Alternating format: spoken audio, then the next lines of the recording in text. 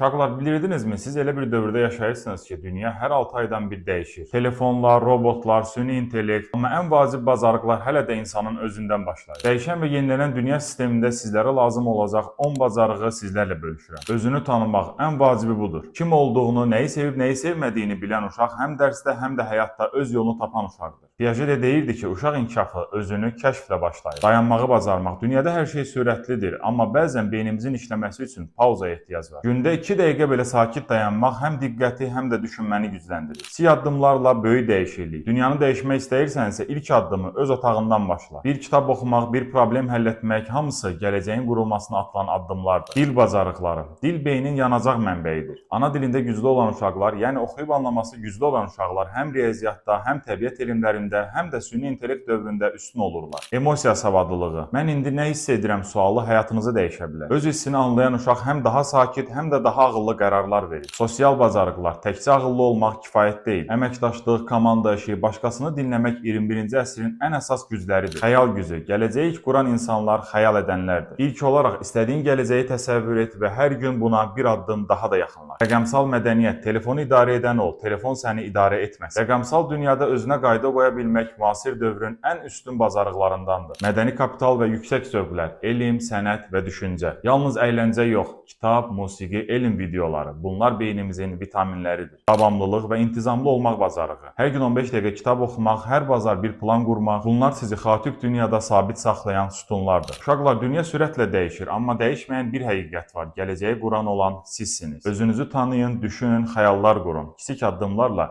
böyük uğurlara doğru hər gün bir addım daha atın.